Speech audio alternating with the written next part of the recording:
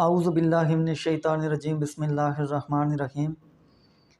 आज हम बात करेंगे वसीयत के ज़रिए, चाहे वो रजिस्टर्ड है, चाहे वो जो देने वाला था उसने ख़ुद अपनी मर्ज़ी से दी है या किसी गलत तरीके से फोर्ज्ड फैब्रिकेटेड बनवाई गई है, किसी भी तरीके से वो वसीयत दी गई है, तो उसके ज़रिए जो अक्सर देखा गया है कि जो लीगल हेयर्स होते हैं उनको जो उनके शेयर्स होते हैं उससे महरूम करने की कोशिश की जाती है या महरूम किया भी जाता है। तो उसके बारे में एक जजमेंट आई है 2021 CLC 1788।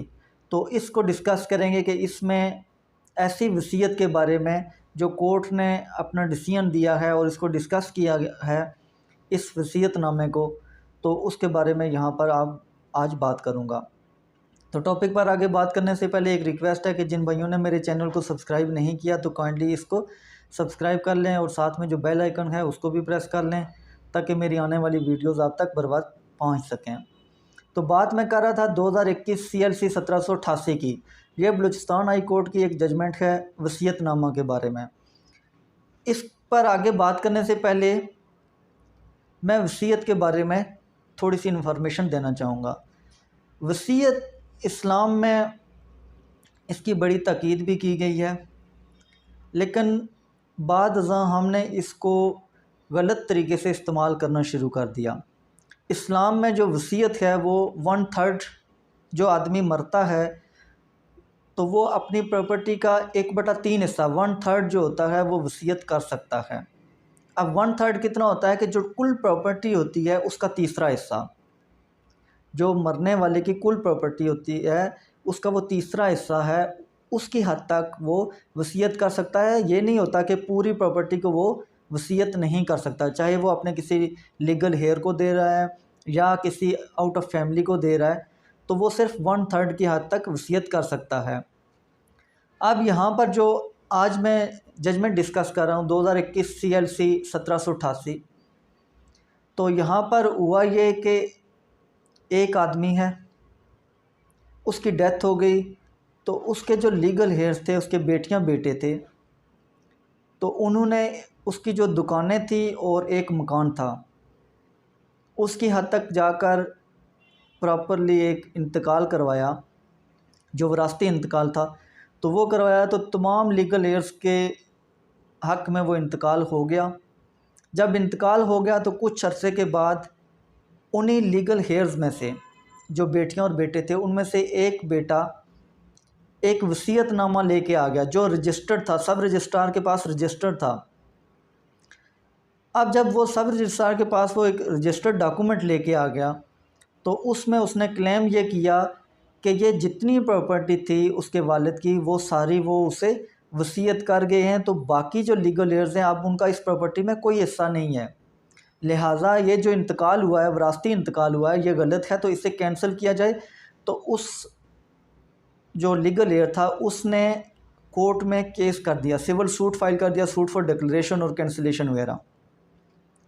अब जब उसने सूट फाइल किया तो कोर्ट ने जब आर्डर दिया तो कोर्ट ने यह हुक्म दिया कि ये जो वसीयतनामा है इसे मनसूख किया जाए, इसकी जो रजिस्ट्रेशन है वो कैंसिल की जाए। उसकी वजूहात ये थी कि चूँकि इस वसीयतनामे के तहत बेशक ये ना तो कोई वो फैब्रिकेटेड था, फोर्ज भी नहीं था, बिल्कुल ओरिजिनल वसीयतनामा था, और इसके अलावा ये सब रजिस्ट्रार के ऑफ़िस में बाकायदा रजिस्टर भी हुआ था। किसी तरह की इसमें वो जो कहते हैं कि गलत तरीके से वो लिया जाना, वो कोई भी ऐसी चीज़ साबित नहीं होती थी। लेकिन वजह क्या थी इसकी कैंसिलेशन की, कोर्ट ने क्यों ऑर्डर किया, उसकी वजह मेन ये थी कि अगर एक आदमी के 5 लीगल हेयर्स हैं तो वो 5 में से 4 को छोड़ के सारी प्रॉपर्टी एक को वसीयत करके जा रहा है। अब जिस टाइम उस आदमी ने ये वसीयत की तो मे बी वो जो वालिद साहब थे इनके, वो उस टाइम इसी बेटे के साथ रह रहे हों। तो होता है कि जो खिदमत करता है या जो नज़दीक होता है वो बाज़ औक़ात इस तरह भी करता है कि दूसरों के ख़िलाफ़ करके तो वो ख़ुद अपने हक़ में करवा लेता है। तो जो इस स्टेज पर होता है अक्सर उसको इतनी इन चीज़ों की समझ भी नहीं रहती, क्योंकि सेहत की वजह से, एज की वजह से इंसान की जो सोचने समझने की सलाहियत है वो भी कम हो जाती है। तो उस वजह से भी अक्सर इस तरह देखने में आया है कि जिस बेटे या बेटी के पास वालिद या वालदा रह रहे हों तो अक्सर वो उसी के नाम प्रॉपर्टी कर जाते हैं, चाहे वो गिफ्ट कर जाएं, सरेंडर तो नहीं हो सकती, लेकिन वो वसीयत कर जाएं तो वो कर जाते हैं। अब यहाँ पर सेम वही सिचुएशन हुई, सारी प्रॉपर्टी जो दुकानें थी, मकान था, तो वालिद साहब ने सिर्फ एक बेटे के नाम वसीयत कर दी, वसीयतनामा रजिस्टर्ड हो गया।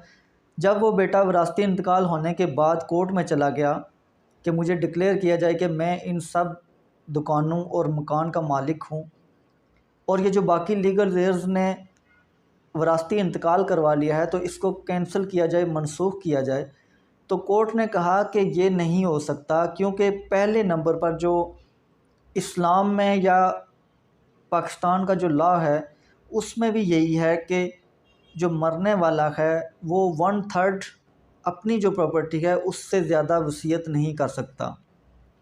तो यहाँ पर उसने सारी प्रॉपर्टी एक लीगल हेयर के नाम कर दी, जो कि गैर कानूनी भी है, गैर शरई भी है। वो 1/3 से ज़्यादा कर ही नहीं सकता, अपनी कुल प्रॉपर्टी का सिर्फ तीसरा हिस्सा वो उस बेटे के नाम वसीयत कर सकता था। अब उसने एक वसीयतनामे के ज़रिए, चाहे इस बेटे ने जिस भी तरीके से उसको हासिल किया, रजिस्टर्ड करवा लिया, लेकिन इसने बाकी सारे लीगल हेयर्स का हक मार दिया, उनको उनके जो शेयर्स थे उनसे महरूम कर दिया, उनके राइट से महरूम कर दिया।